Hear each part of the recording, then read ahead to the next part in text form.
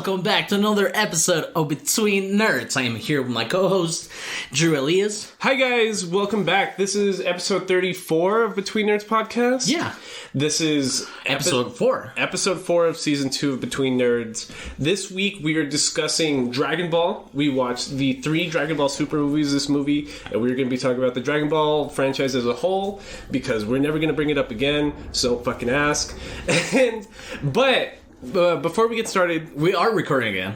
we are recording video again, so if anybody... there was some confusion the day I was fucking around with the YouTube, because I uploaded a 15-minute clip, and then I figured out how to upload the hour-plus episode, so some people saw the original clip and then went back to watch it, and the link was no longer working because I took it down, but that's because we now have that hour-plus video on our YouTube, and I'm going to try to cut it a little better. I kept in the pee-break segments for this past time, too. I just did, like, no editing. Just let it, raw. Just put it up there.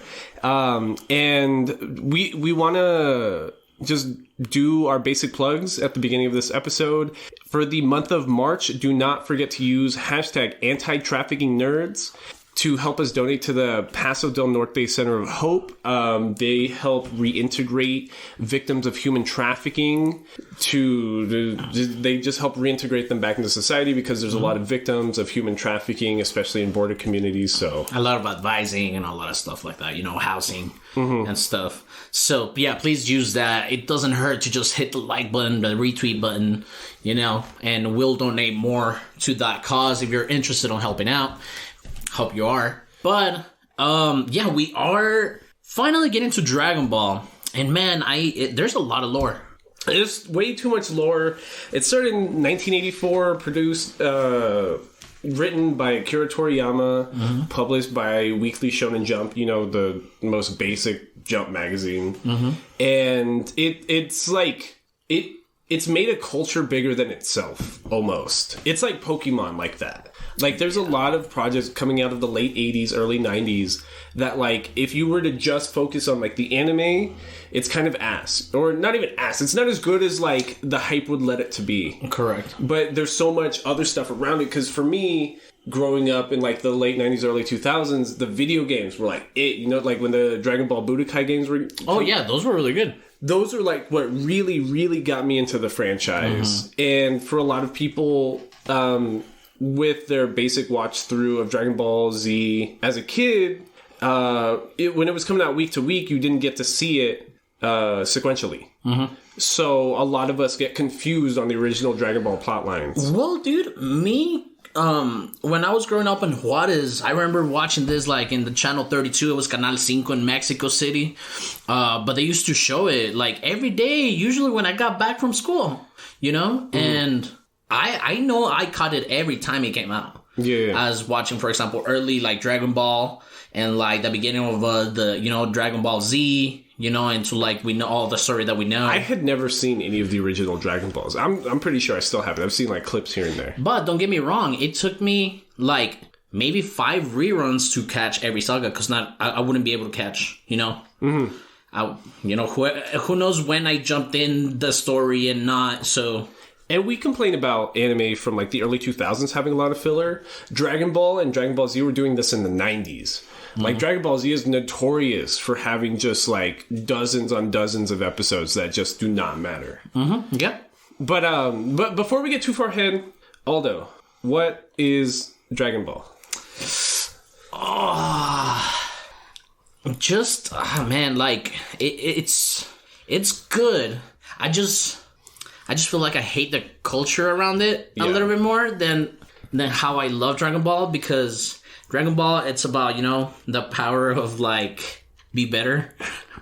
I would say that Dragon Ball is Journey to the West co-opted with American power systems like Superman. Kind of. A little bit. Because the original Dragon Ball plot is literally Journey to the West. Like, Journey to the West is a Chinese mythological poem written about Sun Wukong, like Son Goku, who is a monkey god, like how the Saiyans are monkeys. And he recruits, like, several demons and a monk and a magic horse to help recruit the Buddha's ancient tomes, which is kind of like the first arc to Dragon Ball. Yeah. right? But then by the time Dragon Ball Z comes around, it turns into Superman, because the Dragon Ball Z prequel, or the setup plot, is Goku. Well, no, I guess I'm lying. It's like Goku's origin story is the Superman story. Yeah, but it's like everything else. Like, you know what I'm saying? But it's so... Like, what isn't something from something that is super popular like that? But not that obvious. Like, literally, like, what is the origin story of Superman? He is an alien from another planet, and his parents had to retreat him to Earth because their planet was going to be blown up. That's literally Goku's origin story. Yeah, but if you put it like that, or if you oversimplify it, but I mean, there is some difference. That's not oversimplified. That's the exact plot. Well, no, it is, but like, Superman and Goku, they're nothing alike besides being like the most powerful person in their own universe. But like, you're answering it yourself. No, because Superman gets into the grasp of the government propaganda, and he ends up being a fucking errand boy for the government, and he's a bitch, and he loses sometimes. So does Goku. Yeah, but like, Goku is just like a dude that's trying to get stronger by yelling the hardest. And I think it's funny when you and VNA were at my place on Thursday and we were watching the Broly movie, and VNA's first comment on Goku is like his voice. It's just like this little voice coming out of this super yoked ass dude. I hadn't seen the Dragon Ball sub like until like 5-6 years ago, which is well after Dragon Ball Z came out, and I had not realized that the Japanese voice actor for Goku is a woman. So the first time I heard that, I was like taken aback. I was like, oh, what is this? Yeah.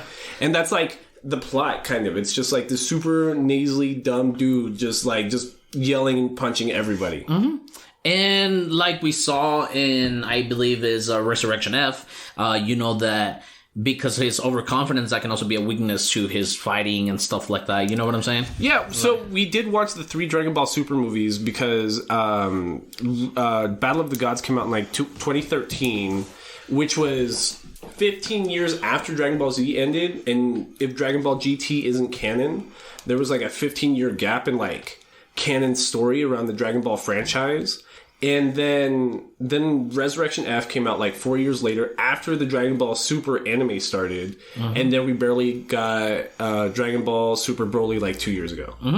And I remember in 2013 when Battle of the Gods came out, I was super excited. I've probably seen that movie like 20-25 times. Dude, canon Dragon Ball stories were like left for a shitload of time. You know? Yeah, because even like growing up with like Blockbuster in the 90s, we would go rent like Dragon Ball Z movies. None of those Dragon Ball Z movies are canon. There's like 20 of them, and 0 of them are canon. Which is why Broly had to be brought back canon wise in this movie, because he was like the most famous one. And we watched them in order, right, as they came out. So we watched Battle of the Gods first, Resurrection F, and then Broly. You want to talk about Battle of the Gods? Yeah, you want to put in a little more context? You know, I mean, whoever's haven't seen Dragon Ball, don't get me wrong, like, I would love you to watch it, just like a lot of people want to make you watch like One Piece. But man, like, there's so much filler episodes. Yeah. And like, I don't know anybody that's really seen the entirety of the original Dragon Ball anime. And like, it's super basic because it's a lot linear than like even Dragon Ball Super or Dragon Ball Z gets, because it's literally just a coming of age story. Like literally, it's about a child becoming a man. And by the time we get to Dragon Ball Z, it's just like, it turns sci-fi. It turns super sci-fi because there's aliens, there's time travel, there's space travel everywhere. And Dragon Ball Z, it's like the quintessential 90s anime. Like, everyone's seen Dragon Ball. You know what I mean? Even that, there's always like that like boomer excuses like, oh, I don't watch anime because I saw Dragon Ball in the 90s. So, and it's that's the best it's gonna get. Yeah. Which, like, you don't even know what you're talking about because there's just, like, a plethora of different things that you're never going to be exposed to because you're so convinced that, like, what you saw with your 3-year-old eyes is just the end-all be-all.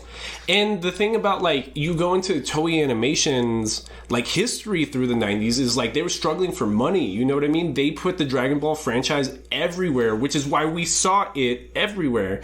And that's why the episodes would come out, like, daily instead of weekly, because they kept re-airing it and re-airing it and re-airing it to death. You know what I mean? And it's not bad, you know what I mean? Like, I've rewatched every Dragon Ball fight who knows how many times because it's just cool to see that animation and just see, like, power scaling and just see big laser beams and fighting, and especially the Dragon Ball Z animation style. People talk about that all the time still because Toei Animation in the 90s, which is the same studio that's making, like, One Piece, was, like, going all out making good 2D modeling and 2D graphics in motion. And you compare that to... I watched the entirety of Dragon Ball Super as it was coming out, and every week you just had to stay off the internet when a Dragon Ball Super episode came out because it was just nerds bitching about the animation quality.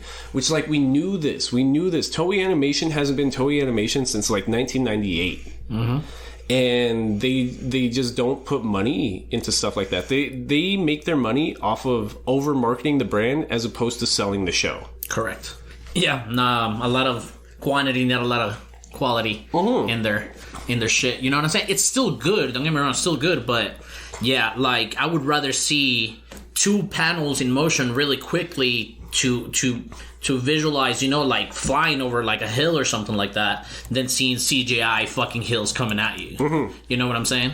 So it's like I sent you the trailer to The Way of the House Husband, the Netflix anime adaptation of a really popular manga, right? And your first thought was on the animation quality because it doesn't look bad. Like, the modeling looks really sharp. Not quality, but like style that they're gonna go with. Right. It's choppy. Like, it doesn't even look like an anime. It just looks like an animated manga panel. Correct. Yes, I was telling you that it just looked like stills and with moving parts in them. You know what I'm saying? Like, like the mouth or like a hand gesture or some shit like that. And if you compare that to, like, what Toei Animation was accomplishing with Dragon Ball Z, I don't know how they did it at the time. You know what I mean? Because we watched Akira, which came out in, what, like 88, 89?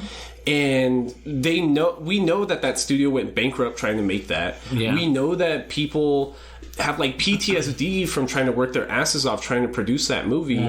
And that same thing must have happened when it came to Dragon Ball Z. Because Dragon Ball Z, it's just watch Dragon Ball Z to see what, like, hand-drawn 2D animation could really be. Like, that's like...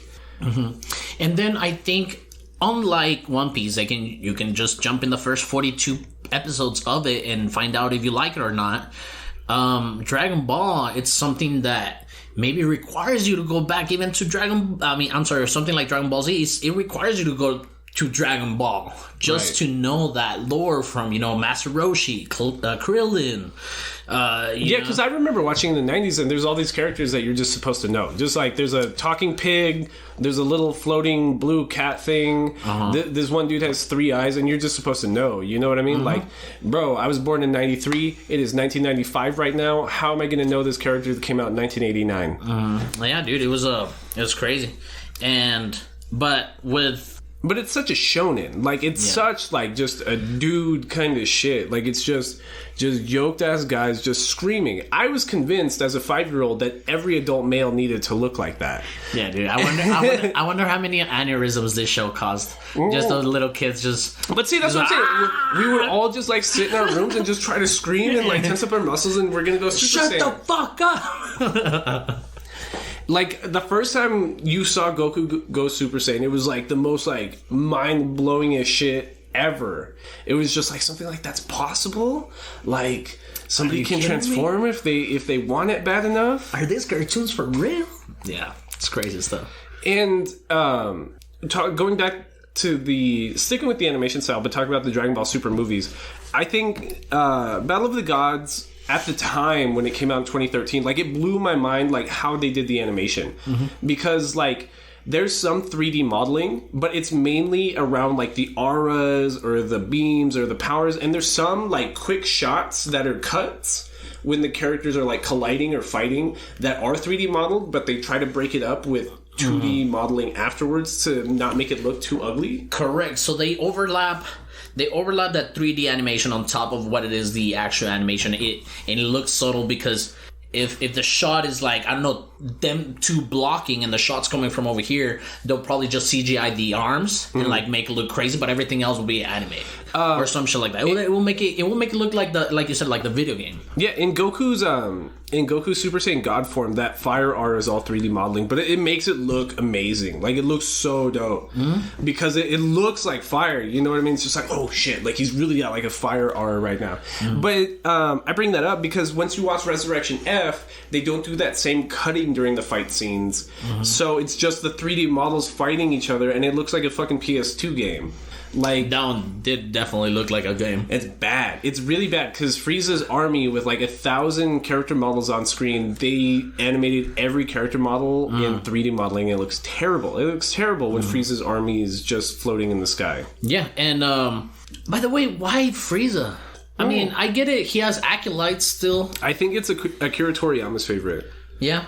I think so. Because the characters that you can tell Akira Toriyama really likes, he brought them all back for Dragon Ball Super. So that's like Frieza, that's Trunks, that's like...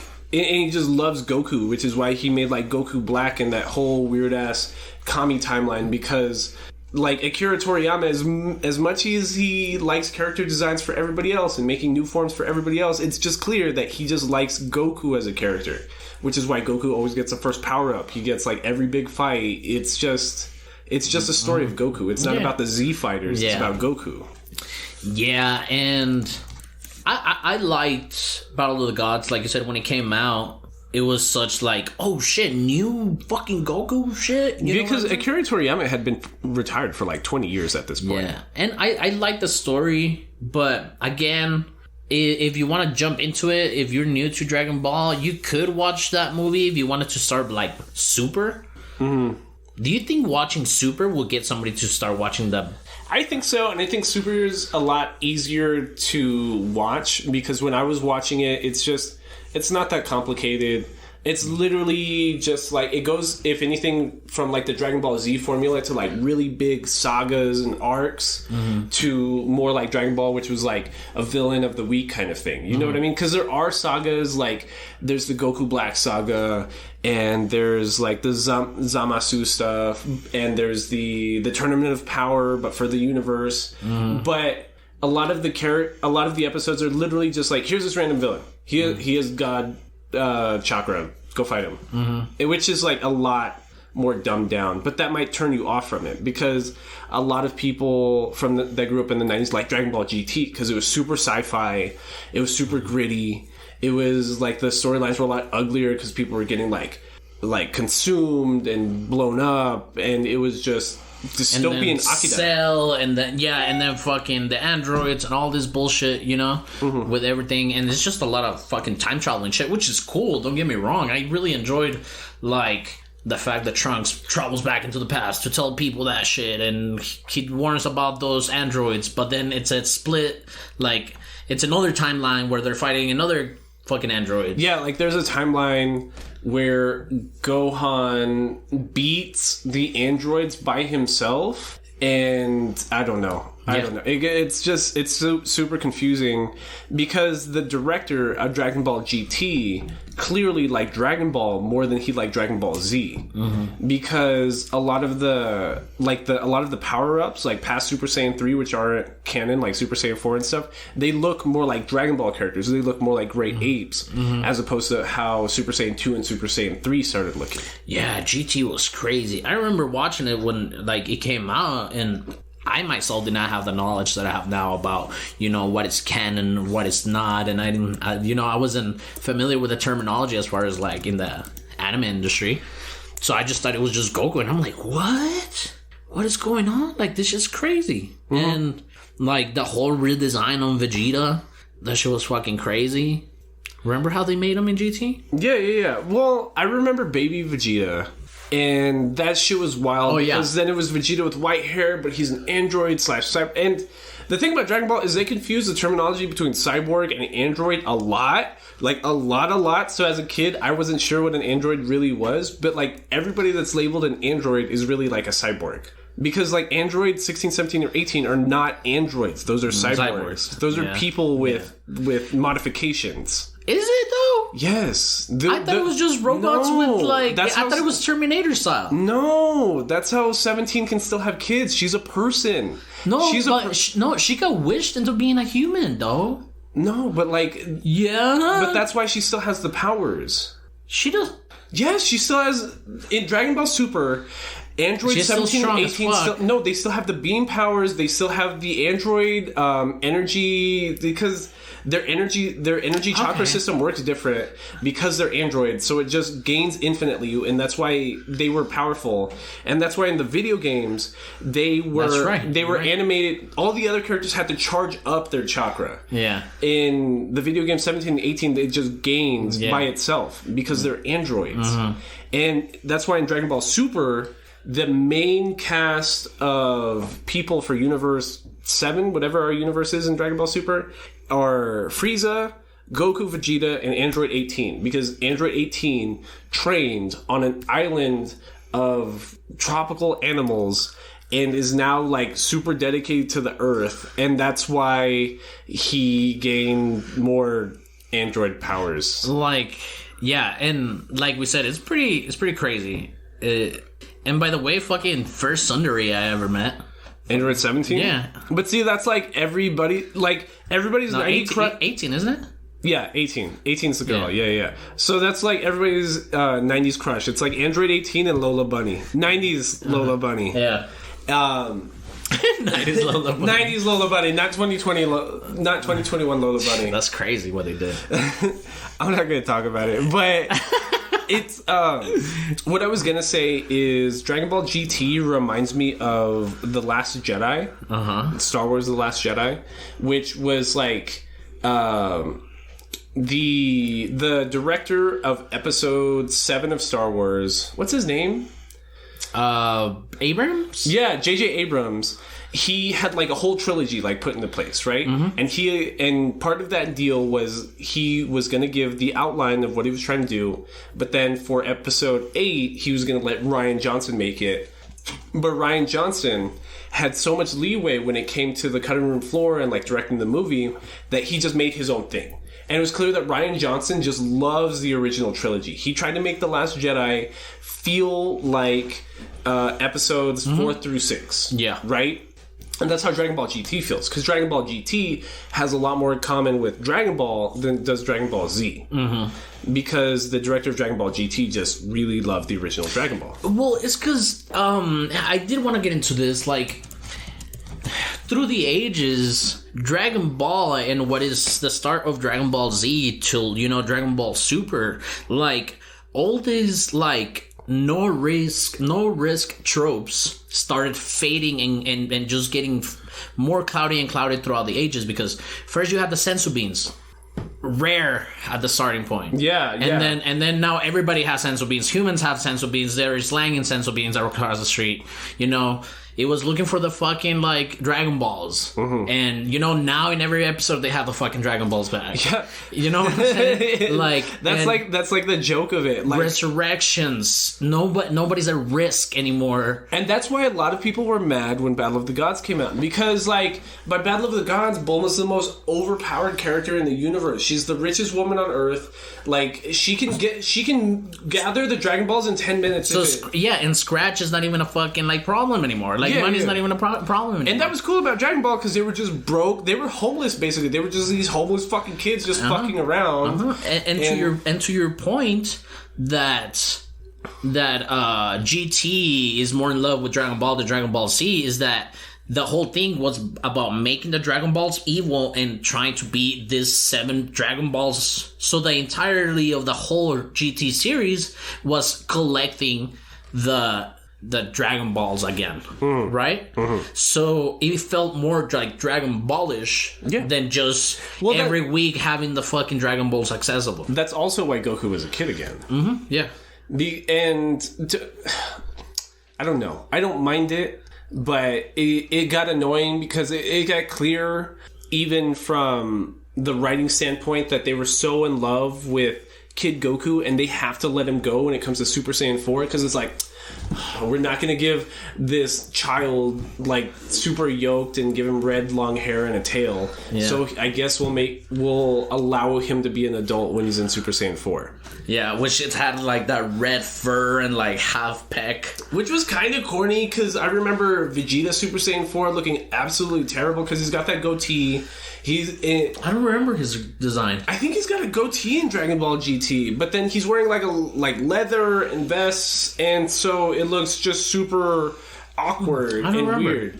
Well, I remember liking how Gogeta looked Super Saiyan 4 because Gogeta Super Saiyan 4 is about to be included in Dragon Ball FighterZ, nice. And I saw that trailer and I got excited for that.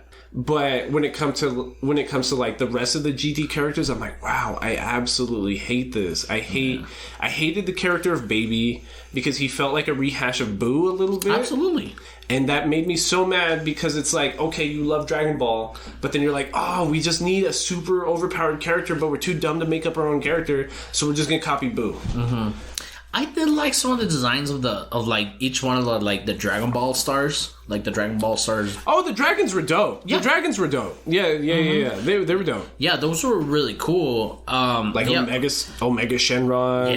Yeah. They were fucking scary. Yeah, they were fucking cool looking, and I did enjoy it in a way, but then when I grew up and got more senses in my brain, I found out like this is not canon. Well, fuck it. I mean, it's not canon. You can't fucking include it in the fucking story. It's not fucking canon. It's not. It's well, all of the best Star Wars stories are also not canon, and so don't worry about it. If you like it, you like it. You know what I mean? But it's. I don't know, because Dragon Ball Super, Akira Toriyama spent so long complaining about what they did with GT, but when it comes to Dragon Ball Super, he kept stealing the non-canon stuff from both the Dragon Ball Z movies in the 90s and from Dragon Ball GT. Like, he stole Broly back. He stole... stole the right word? Not stole, but like... they nostalgia bait. So correct. In the third Dragon Ball Super movie, Broly, Gogeta technically had not been canon before that point. Because Goku and Vegeta never used the fusion dance together. Which is why in that movie, we have to deal with the whole thing about Vegeta just not knowing how to do the dance, right? Yeah. But Gogeta uses the same powers in Broly, now that it's canon, that he was using in like the Underworld movie of Dragon Ball Z, like the exact same powers. Like Akira Toriyama was like, you stole my characters, I'm just gonna steal your powers now because fuck you, I can. And I think it's fun. I think it's great. If I had to compare it with something, what would you compare it? Like, what do you think? JoJo's? Really? It's JoJo's.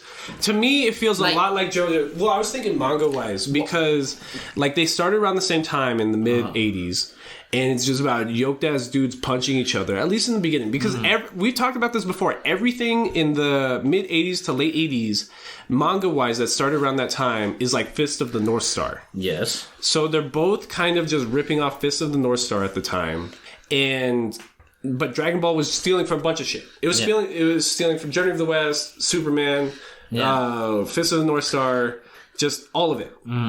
But they just at a certain point just branch off in different directions. So you think that Neo? I guess what my question was trying to be was that which anime is gonna have the same community that Dragon Ball's having right now in 20 plus years? JoJo's. Really? Toxic masculinity kind of like fan base. But at the same time, very, very, gender fluidity. Yes. You know what I'm saying? Yes. Dragon Ball Z was like famous for that. I went my whole childhood thinking Frieza was a woman. Yeah. It was just a non-gendered self-identified male, but like he was kind of non-gendered. You know what I mean? Frieza, they're not It's not gender normal like we think it here on Earth. Yeah, that was the explanation for Frieza, right? Correct. And then JoJo's is like the same thing. It's like, it could be... I saw a meme on our Stardust Crusaders on Reddit like this morning that was about part 5 JoJo's, the part with Jolene. Yes. Oh no, that's part 6. Yeah. So like the like famously, fuck, I don't want to get canceled for saying it like this because all the memes were like this. Well, it's like, I think I know where you're going, and let me see if I can help you. But like, you meaning to like the oversimplification of it was like this lesbian woman and this like religious guy. No, it was the religious evil guy. The meme says it like this. I'm not saying it like this, but the gayest looking character in part 6 is the straightest character. Yeah. But then like the straightest looking characters in like subsequent parts ends up being like in the same vein. Yeah. Because what's cool about JoJo's, it's like it's very it's so masculine that it's like gender flippy. Yeah, it's so masculine that it's like not masculine. You know what I mean?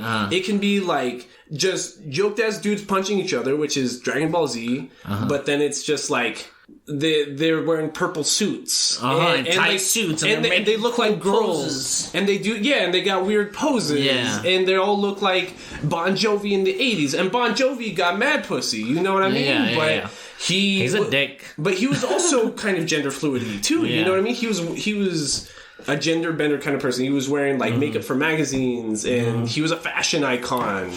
Well, I can't remember which rock star would wear the shirts of the girls that he would slip with. Everyone in the 80s. That's what all those hair metal bands in the 80s, like... They're just wearing, like, blouses all the time. Yeah. Like, Motley Crue. Like, there goes Motley Crue. All those dudes were super effeminate.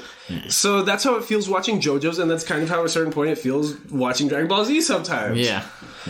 And, by the way, what happened to fucking Gohan? What do you mean what happened to Gohan? Well, I just hate, and I mean, there's been a discussion in Reddit and meme communities and shit like that, but like, I hate that I get it, he was the study guy, his mom like forced him to study and stuff like that, but like, in Resurrection F, he's such a fucking wimp and it made me sad. Well, that's another thing. They were trying to rehash his character from Dragon Ball GT, because in Dragon Ball GT, he gives up his powers after the Buu saga and becomes a stay-at-home dad with his girl, and they just raise a family together, and that's Akira Toriyama stealing a Dragon Ball GT trope again. And so they just had to make him a pussy. So no, but he trains for like half an episode in Dragon Ball Super. Yeah. So we get another Dragon Ball Super. Nostalgia. Yeah. So we get a nostalgia baiting training arc with Piccolo in Dragon Ball Super, just to bring back those memories from Dragon Ball Z, and Gohan remembers how to like really power up and go Super Saiyan 2 again. And the more we poke at it, I love the story. I love it because it's such a big thing and it's cool to see all these fights. But the more we poke at it and the more I poke at it, I fucking hate that the people with like separation anxiety from this anime. Yeah. You know, it's like, it's good. I get it. Yeah, it's classic. Classic. It's classic. Undisputed classic. Mm-hmm. But I don't know. You can't be watching everything with nostalgia glasses. Mm-hmm. Because if somebody were trying to get into the Dragon Ball franchise and they were to like ask me how to do it, I would say, fuck, I don't even know what I would say. I would probably say just watch movies, and none of the movies are canon except for the Dragon Ball Super. No, the Dragon Ball Super movies aren't even canon except for Broly. Fuck, I don't know. It's dumb entertainment, so the plot doesn't even matter. Don't even worry about what's canon. Just look up Dragon Ball Z fights on YouTube and watch those, and you'll understand. And you're telling this to people that are new to it. Yeah, absolutely. And for the people that are fucking Dragon Ball veterans and people that are probably listening to this being like, nah, these guys are no fucking shit. Like, we get you. It's cool. We like it. Yeah, like, bro, I don't know how many times I've seen, like, all this. Like, a bunch. Don't get me wrong. And that's because I like it. Like, but it's not... like, you saying that it's the best, it's not a good argument, You just haven't seen anything else. It's like... Yeah. I was making fun of Naruto this week on Twitter because it was like... I know you were. People just being like, oh, Naruto's the best ever. You wouldn't understand. The people that think that don't even watch Boruto. Or if they watch Boruto, they don't read the manga. Or if they read the manga, then they are officially done with Naruto, because everyone as of now that reads the Boruto manga is just done with the Naruto franchise because they've ruined it. They've milked it into the ground for content and shock factor of like their favorite, most memorable characters, to the point that like the really, really hardcore people that kept up with it just don't fuck with it anymore. And you don't even realize that because you have these nostalgic glasses on for a show that came out between 94 and 99 when, like, your brain was fucking developing. You couldn't even take a shit by yourself. You know what I mean? Yeah. It's great. And I mean, I feel like we are being pretentious in a way, but no, we're not. Okay, we'll get back to the Dragon Ball Super movies. Dragon Ball Broly is excellent. Like, the animation quality is so fucking fire. Like, that movie is... The tracksuits. The tracksuits are dope. And, like, it's cool how they flipped the animation style, even. Because it's different from Resurrection F, even. Because Resurrection F was super tied to the 3D modeling. And they go back to the 2D modeling for Super Broly. But they... I don't know if you notice it during the fights, the quality and the detail in the character models goes down. It goes down. But they do bold black outlines, and they do a lot of quick cuts and frame shifts. So that makes the fight look more dynamic. Even if, like, Goku doesn't have as much color in his face, even if the lines are squiggly, but it looks raw. Like, it looks really vivid to the eye. Or if there is, like, a 3D model of two people punching, it's so quick that it's like, I get why it had to be that way. It's fucking crazy, dude. The animation, I was watching this at your house the other day. And it's fucking awesome. I remember watching it at the movie theater too. I was just like, what in the world? Yeah. When they go into like that fucking Doctor Strange fucking mid-realm and they just fight there. It's like, fucking crazy. Like, Super Saiyan God, Super Saiyan Gogeta, using that giant fucking nuclear bomb explosion beam, like at the very end, is like the craziest bit of animation you will ever see. Ever. And it doesn't even make sense. Like, you don't know where these powers are coming from. They've never given context to how Gogeta could do any of this. And... It works. Like, that's how Dragon Ball Z felt. You know what I mean? It was just loud explosions, loud fires, loud energy beams, and that's what was so good about Broly compared to everything that's come out past 2013. Yeah.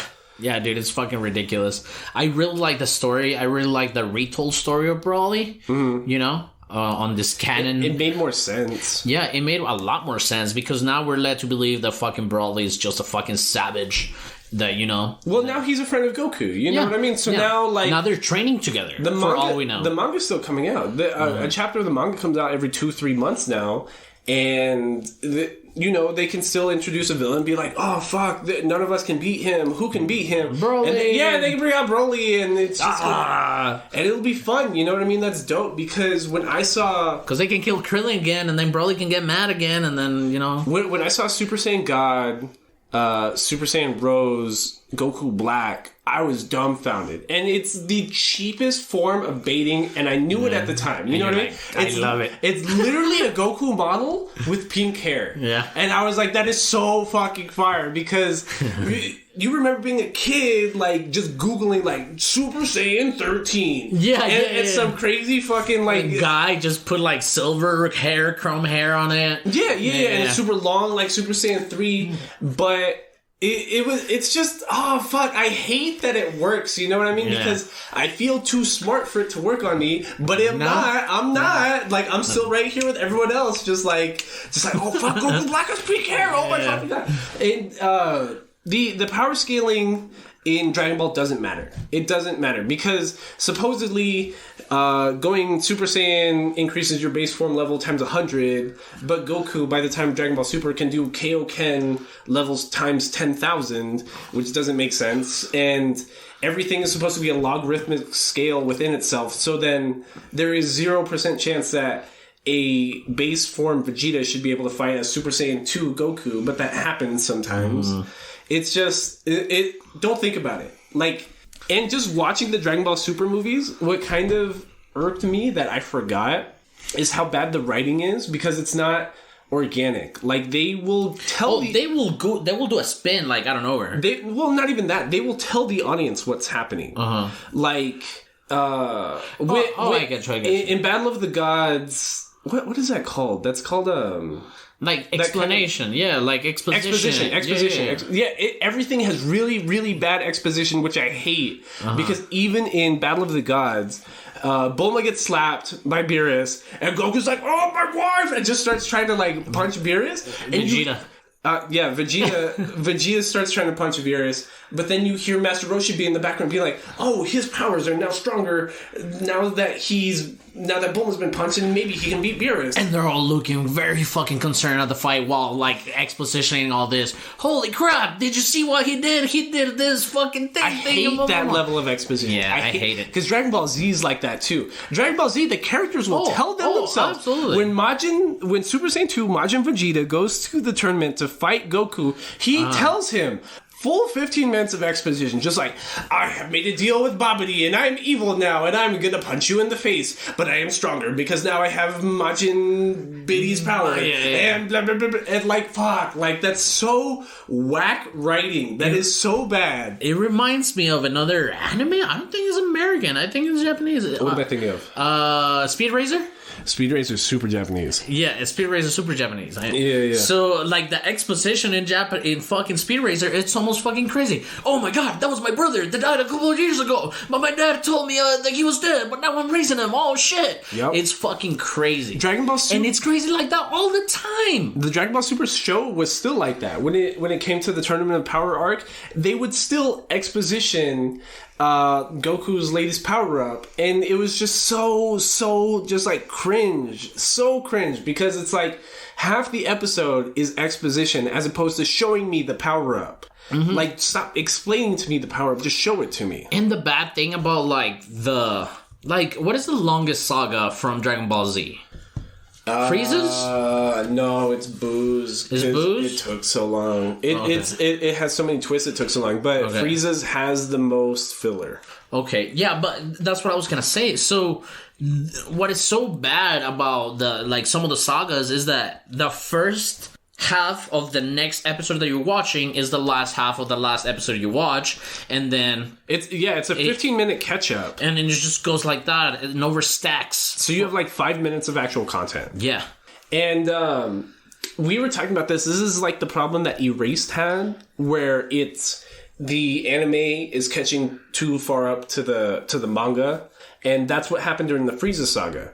Was Akira Toriyama needed time to figure out how he was going to finish the Frieza and Goku fight, and he was delayed, and when he would come out with chapters, they were super short and there wasn't a lot of content.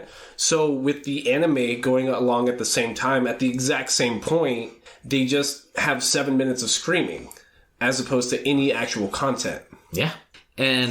But still good. It's still a classic. But you skip those episodes. You know what I mean? Like, yeah, it's not something that I will rewatch, honestly, because that shit's been so burned into my head. I'd rather just watch the fights. Like, I'm not going to watch the episodes. I'd rather just watch the fight. Yeah. Because, like, there is no plot. There is no story that I need from those episodes. I just need the fight. There is a little, but it sucks that it's spread out in so many episodes. So many non-essential fucking episodes.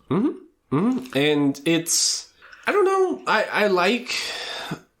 obviously, I love it. I like that the Dragon Ball Super manga is still being published, so that means we might get some additional Dragon Ball Super episodes, because the Dragon Ball Super anime was like, it's so big scale that nothing matters anymore. Nothing matters. Like, when I see screenshots on Twitter of like what the latest chapters of the manga are showing, it's like, how?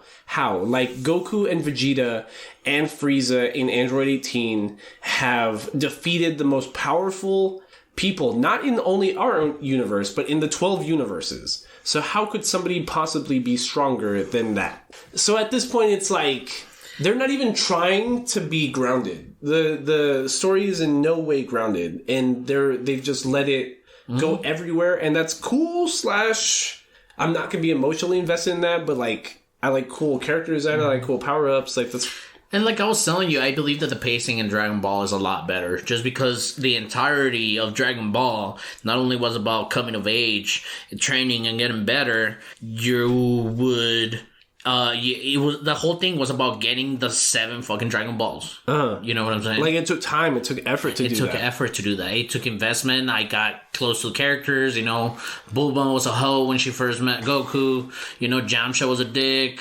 You know, Dragon Ball Super might as well not be named Dragon Ball because the Dragon Balls like don't. You could just look Goku and friends. Yeah. The Dragon Balls do not matter because even you see it even in Battle of the Gods.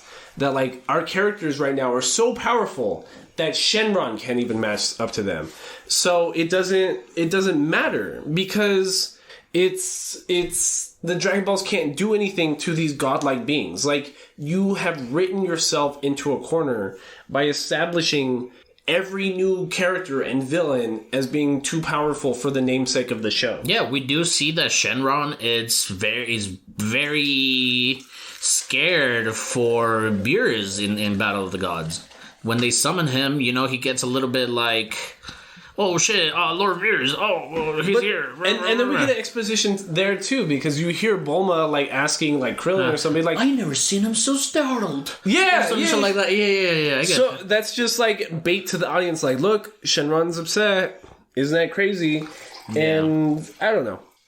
I couldn't explain to you how to get into the Dragon Ball franchise, but if you're an old anime watcher, you need to grow the fuck up and stop watching Dragon Ball for the millionth time. You just gotta grow the fuck up. I don't know what else to tell you, to be honest. Yeah, because as classic as it is, there's a lot more substance out there in a quarter of a time, in an eighth of a time. Yeah, and people like that, I've heard the excuse, it's like, oh, well, I don't want to watch weird shit. I don't want to... You're already in it. You're already in it to win. Yeah, like, Dragon Ball Z is super fucking weird. Yeah. And, like, you don't even want to admit that. Because, like, Dragon Ball, like, you were saying, like, it's hypersexualized in and of itself, but it's, like, 5th grade humor, which isn't even, like, appropriate nowadays. Mm-hmm. And it's... You might as well watch JoJo's. I don't know. Yeah. But is that everything we gotta say about Dragon Ball? For now, at least? Let me look at my tabs. I brought up Journey to the West. I brought up Superman. I brought up the movies. I brought up when they came out. That might be it, bro. That might be it. Because who's your favorite? What's your favorite saga? What's your favorite villain? What's your favorite fight? It was Boo. It's Boo for sure. And Kid of Boo, right? Yeah. Well, the Boo saga is it's called the Boo saga. Okay. But I was telling you, Gotenks is my favorite character. He's only in like 4 episodes, and that's the thing about Dragon Ball Z is that like certain fights and certain characters are only in like 4 or 5 episodes, and that's less than some pieces of filler. And so Gotenks is my favorite character because he was just a dumbass and he had the coolest powers because they were so extra that like they were useless, right? But it was just, I don't know, because it was cool that a child that had power up through fusion could automatically access Super Saiyan 3, which was like a really big deal when Goku did it. And he had magical donuts and ghosts coming out of himself, but he's useless. Like, he accomplishes nothing. He gets eaten. Yeah, but I get you. It's one of my favorites as well. I think Trunks has to be one of my favorite, and that is like Trunks when he first came out, like in Z Fighters. Yeah. Trunks in Dragon Ball Super is the complete opposite character from even Z. Yeah. Because in Dragon Ball Super, he's this whiny little bitch. Yeah. And he's super whiny, and like they changed how they started doing the character modeling. So now the first time you see Trunks in Dragon Ball Z, he's super yoked, and he's cool with a purple jacket, and he's got a big ass sword. What? But if you allow me, though, that Trunks that we met in Fighter C went through the whole apocalyptic fucking thing with Cell and the androids. So did the one in Super. That's what I was getting at. The one in Super is in the. What? But but like don't the C Fighters fixing the whole thing with Cell? Doesn't that make Trunks now a more soft fighter? No. See, that's what's confusing about Dragon Ball Z. The Trunks from Dragon Ball Super is the same Trunks from Dragon Ball Z. Because the timeline that he went back to was still the same timeline where the androids destroyed everything, but when he went back, they were gone. So everything was still fucked. Mm-hmm. And as opposed to like how we would think of like Back to the Future timeline science. That it corrects itself? Yeah, that it corrects itself. Uh-huh. That's not how Dragon Ball treated it. So he goes back, everything's still fucked, he rebuilds everything, and he's now stronger because of the time he spent with the Z Fighters. But he's now like, I don't know. It's because he defeats Goku Black or Zamatsu in this timeline, but it's he just gains god powers out of nowhere. Because that's the thing also, because from Battle of the Gods, they ripped themselves into a corner because now there's a difference between regular energy chakra, which everyone's been using this whole time, and now there's god chakra, which is like some special chakra that only special people can like tap into or read or access. So in the Zamatsu saga of Dragon Ball Super with Trunks, as opposed to the canon that was established in Battle of the Gods, where to reach Dragon Ball Super, you need Saiyan God. Yeah, in Battle of the Gods, you need to have 6 Saiyans to gather their powers and turn someone into a Super Saiyan God. Yes. Now, Trunks just is able to access God power as a Super Saiyan 1 because the plot needed it. A lot of kinks in Dragon Ball. But see, that's a plotline that came out like 4 years ago. Yeah. That's what I'm talking about. Like, that's so... What the fuck? Like, how did you fuck that up? Like... But still, it's a crowd favorite. Yeah. And, it's classic anime. Everyone's seen it. If you haven't seen it already and you are looking to get into anime, I would suggest a few different things first. Because you're going to watch Dragon Ball Z and you're going to hear all the hype around it and you're going to be disappointed because you're not going to understand it. Because everyone that's hyping it up is watching it with those nostalgia glasses that they developed in 1999. Mm-hmm. And that's all I've got to say about it. Thumbs up because, I fucking grew up with it. But it's not what everyone thinks it is. And it's something that it's still going. You know what I'm saying? So, like... Yeah, they're totally going to reboot and see, that's the thing. The Dragon Ball Super anime had so low of a viewer count that they canceled the anime, which is why the manga's still going without the anime. Mm-hmm. So... Dragon Ball has been canceled like 3 or 4 times because of viewership. Mm-hmm. So all these people are like, oh, it's my favorite shit. I watch it all the time. I've seen it so much. No, you're fucking not, or the shit wouldn't have been canceled like 3 times. Mm-hmm. Bunch of liars. Yeah. But I guess that's it for Dragon Ball Z, guys.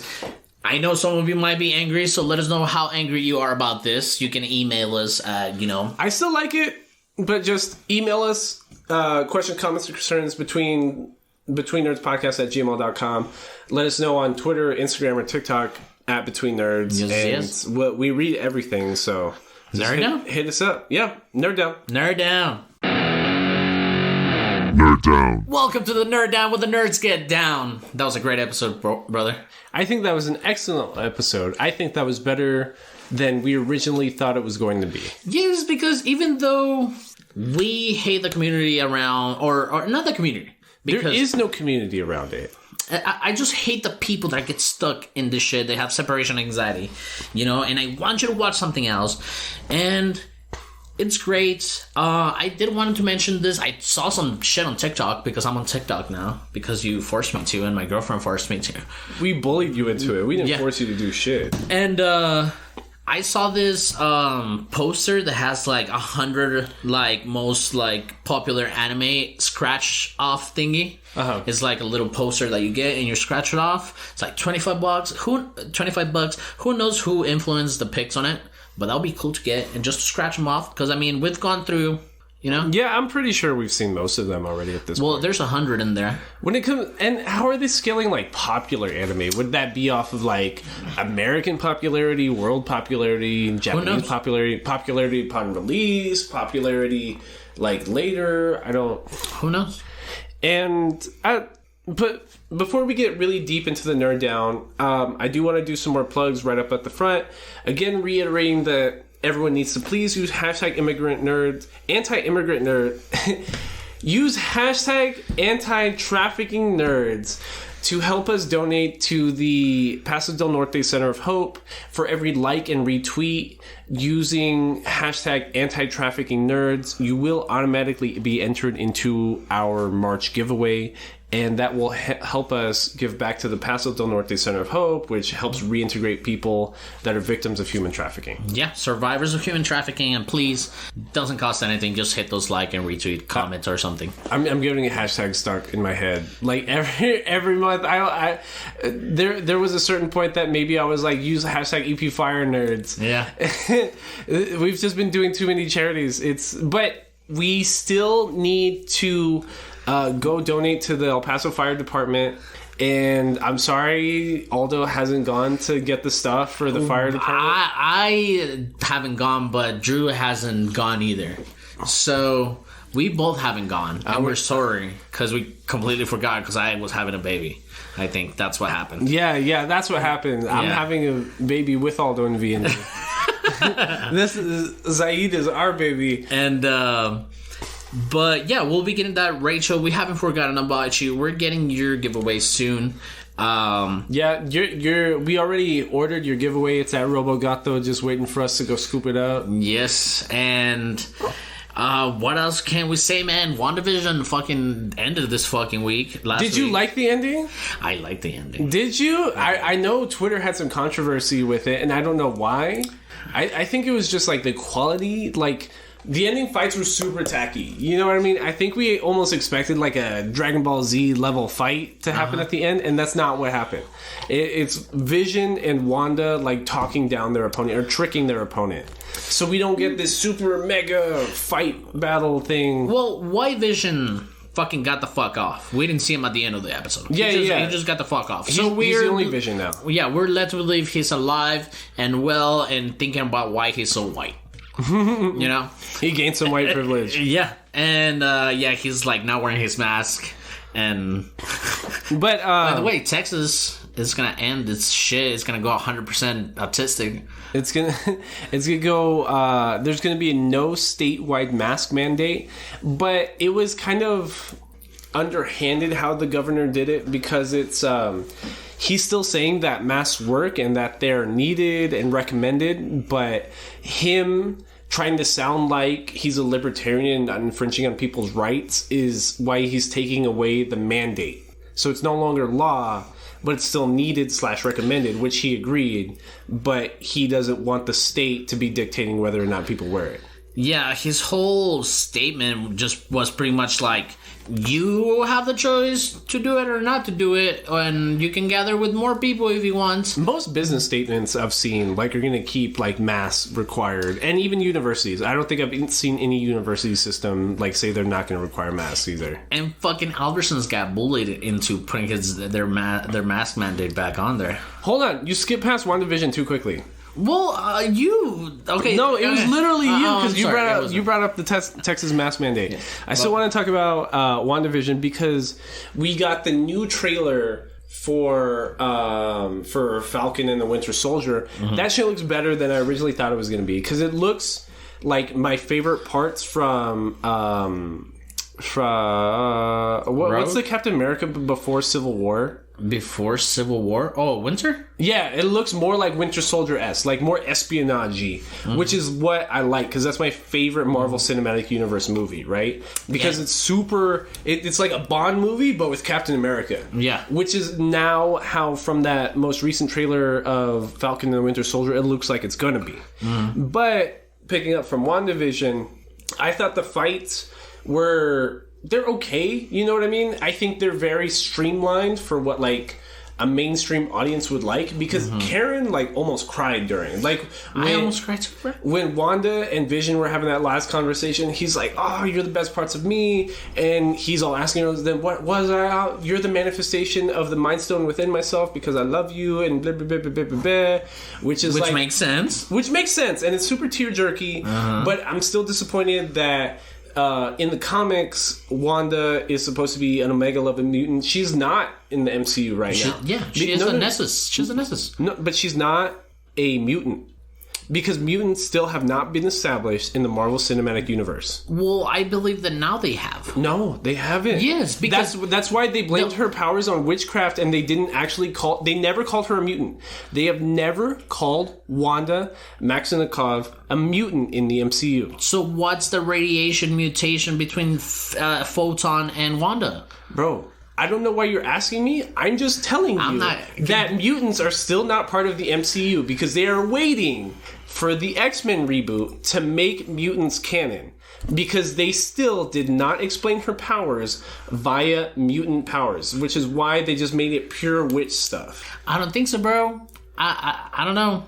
I mean, they did call her a super fucking strong being, a Nessus being. I get that. But like, go back in the MCU, the word mutant still hasn't... No, I get it. It still hasn't been used to describe any of these characters. Because they didn't have the rights and stuff like that. They did for WandaVision. Production for WandaVision started in October. No, they did. But like, what do you explain the whole enhance? It's not about headcanon. It's about real canon. They still have not used the word mutant. That's what I'm telling you. Like, I understand what you're trying to say. Like, obviously they are mutants. Obviously they're mutants. Yeah. But as far as to the common man, as far as nomenclature is concerned, as far as like official labeling, they are not mutants yet. Yeah. Which was disappointing to me because like we talked about this before WandaVision even started. We talked about this during Nerd Downs when we were talking about the end of the FLCL Nerd Down. We were talking about The Mandalorian, and then we started talking about WandaVision, and you were talking about Omega level mutant stuff, and like I got excited for that because I remembered all that could happen, and it didn't. What the ending to WandaVision made me think was like, this is what the Dark Phoenix X-Men movie wanted to be. The Fox one. That was my first thought. The one with the chick from Game of Thrones. Oh, okay. The one that's married to the Jonas Brothers. Oh, they completely dropped production because the rights were signed. The rights were signed like maybe 6 months after the movie released. Yeah. So they just skipped on production and editing, and they just put out like... It was ass. Yeah, it was just filler. Ass. It was just like a reason to just put it out there. Yeah. And that's how it made me feel. It was like, this is what the Dark Phoenix saga wanted to be. Like how the Scarlet Witch was being portrayed. Like, yo, you are the chaotic witch. You are the Scarlet Witch. You can create matter from nothing because of your chaos magic. And that's how the Dark Phoenix saga wanted to be, but they never let it. It's disappointed that they didn't introduce the mutant thing. But again, they did introduce magic to the world, so... But magic was already introduced because of Doctor Strange. No, I don't think so. Because not witches, not like, witches, but there's a piece of dialogue in the last like sorcery and I understood that as magic because there's a piece of dialogue in the last episode of WandaVision where Agatha uses the language like, you are now more powerful than the Sorcerer Supreme. Than the Sorcerer Supreme, who is Doctor Strange. Correct. So that's why, like, I'm like elbowing Karen while watching it. Like, look, she's talking about Doctor Strange. She's talking about Doctor Strange. Exposition. Yeah. Exposition. Well, that's not exposition. That's if anything, that's they're exposition. They're explaining. That's fan base. Jerking off. What am I thinking of? Fan service? Fan service. That's like the MCU version of fan service. Okay. Because it's like there was also a scene in episode 9 that Karen like right away tried to do shit on where what's his name? The CIA officer? Wu? Yeah, where Officer Wu like undoes the handcuffs and Karen's like, oh yeah, like of course he would be able to do that. And then in my head I'm telling her like, no, he learned magic. Yeah, in Ant-Man 2 he was the agent in charge of Ant-Man and he learned from Ant-Man who was trying to learn magic tricks to impress his daughter. So it's canon that Dr. Wu knows like handheld magic. Yeah, like that. I completely oversaw that scene because I'm like, oh yeah, he knows magic. Well, it's just because Karen was like regular like like magic set magic, you know what I'm saying? Not like illusion magic. Like sleight of hand magic. Yeah, exactly. So that's what I was so excited with explaining it to Karen was like, no, that's canon. Like that's super like you have to have watched, and not a lot of people watched the Ant-Man and the Wasp. And So I think it's cool that it's all like molding together. It's just I think Elizabeth Olsen, is that her name? Yes. I think Elizabeth Olsen is fucking gorgeous. I think she's a dope ass actress. Like, I'm excited to see where she goes from here because it seems like the popularity behind her has grown so much over the past 9 weeks. And now everyone knows who the fuck Elizabeth Olsen is. Because, like, in the second...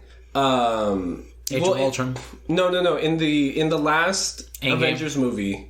Yeah, in Endgame, she has, like, 10 minutes... of screen time, right? Which is like some of the best screen time too, because she could have totally killed Thanos. But that's only cool to like the people that have been following this whole time. When Karen watched it, she was like, "Oh, okay, some chick with red hair is just beating the shit out of this purple dude. That's cool." But now she has so much backstory behind her, and her name holds so much weight.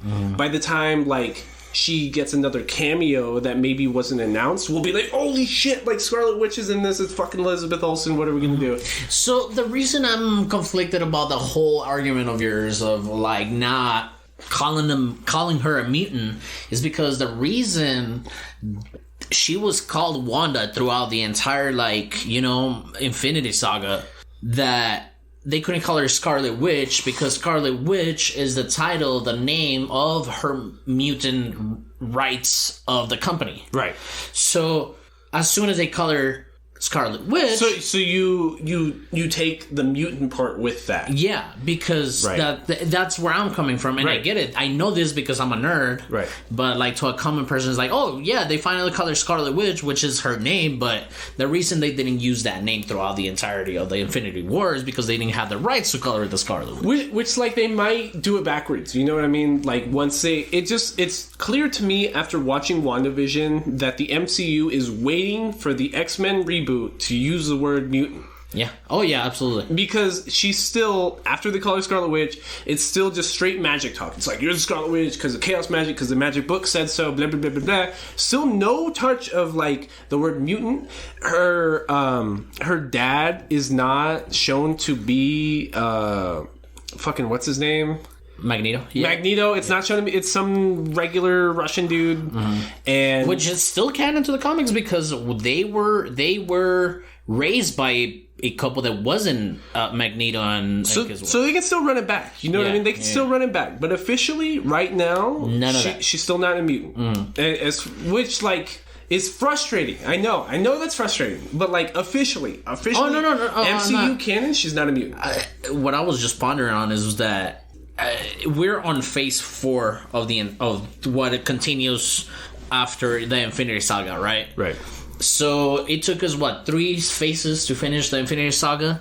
This is the first fucking phase of the second saga of the MCU. Right.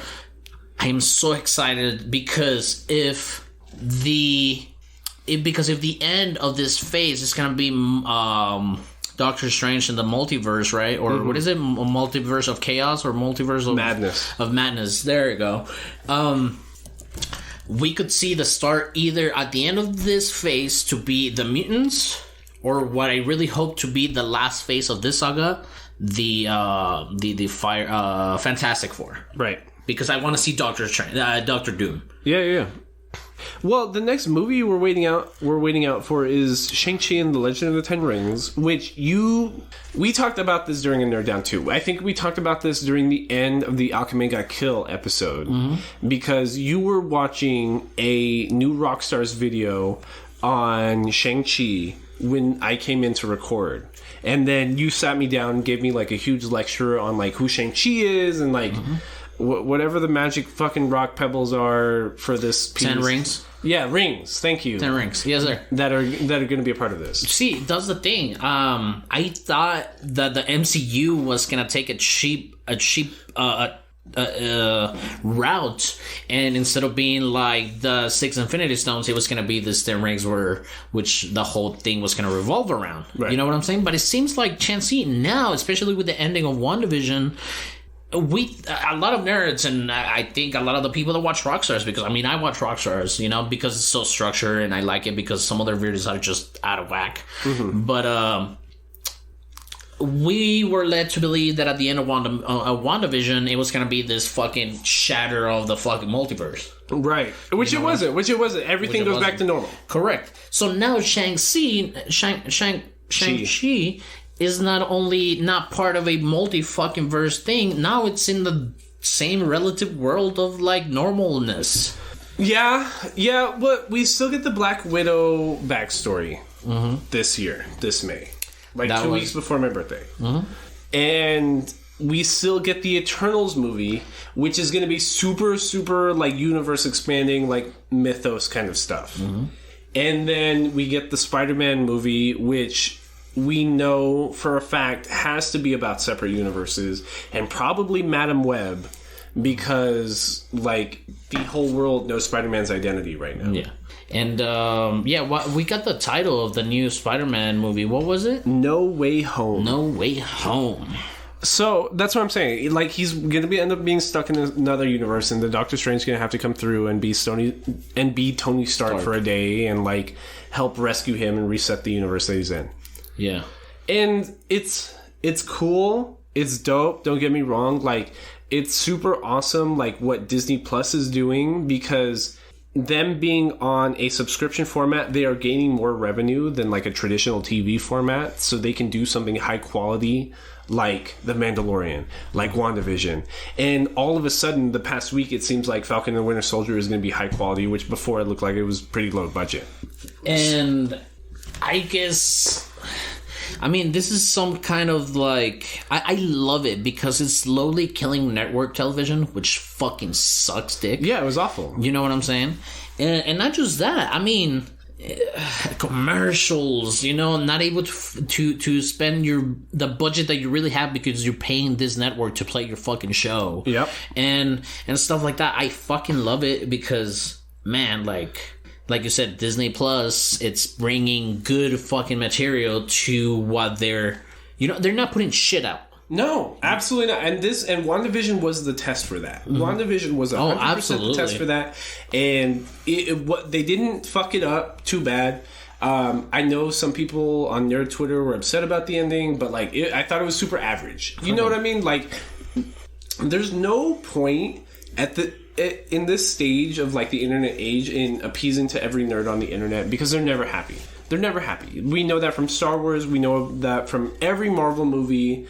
We know that, like, there's just this community of unpleasable nerds on the internet that swear they are tied to these franchises, but, like, can't stand anything they put out. In every community. Every community. I don't know what the fuck is up with these nerds. Like, it can be literally anything, and you just can't please everybody. So I think Disney went the safe route, and they picked the lowest common denominator here, and they picked They picked a super safe, solid ending, which, like, didn't blow minds. It didn't reshape the universe. It didn't, like, shatter the fabric of the MCU. But it was a hell of a 9 weeks. You know what I mean? I thought it was really fun. And besides that, I haven't gotten into anything new besides that. I'm still playing Persona 5. I got Persona 5 Royale this past week. It's just a JRPG about high school Japanese kids punching people with JoJo stands. And you recently got into I Am Human, or what is it? The fucking Detroit something? Detroit I Am Human. I started playing that this past week. Super excited about that because before last month, I had never had a Sony console before, like, the PS2. You know what I mean? When I was in school and when I was getting my master's, I just didn't have time to play games, so I just didn't. And I didn't invest in consoles. And it's just cool because, like, I get to treat everything that came out the past 10, 12 years as brand new. Because I just didn't get to experience it. And... yeah, I don't know. This next week, we're going to be watching Code Geass, which is, like... I think you're going to like it, for sure, because it's, like, a super mind-gamey, big brain kind of anime with, like, multi-layered storytelling, and it feels like watching a Bond movie almost. Cool. I like it. And it's got character modeling that you like, because even though it came out in, like, 2005, it has that 90s character modeling with, like, the big eyes, but then they've got, like, the long bodies. and it's all about overthrowing the monarchy, which is dope. I love that. Yeah, you know what I mean? It's real solid. But yes, nerds, we're going to start asking you for your suggestions. Again, we know we need a little bigger net in Twitter or people that suggest us stuff. We're going to pull polls out there again. I'm about to have my kid, so be sure to look out for rescheduling and stuff like that. I don't think there's going to be a lot of that, but yeah, just follow us on Twitter at Between Nerds, Instagram, TikTok. Email is at betweennerdspodcast@gmail.com. And just don't forget to use hashtag anti-trafficking-nerds for every original tweet or Instagram post using hashtag anti-trafficking-nerds. We will be donating $1 to the Paso del Norte Center of Hope. And for every like and retweet, we'll also give back to the Center of Hope. So... Also, we got a couple of dud uses on the fucking hashtag. Some of you misspelled the hashtag. Yeah, and just some people are having problems spelling the word trafficking. Like somebody put an M, and some other people are just straight out deleting old posts that use hashtag anti-trafficking nerds. I don't know what that's about. I don't know what that's about either. But thank you, YouTube. Thank you, all of our podcast platforms. Thank you, Twitter. And I guess that's it. This has been Between Nerds.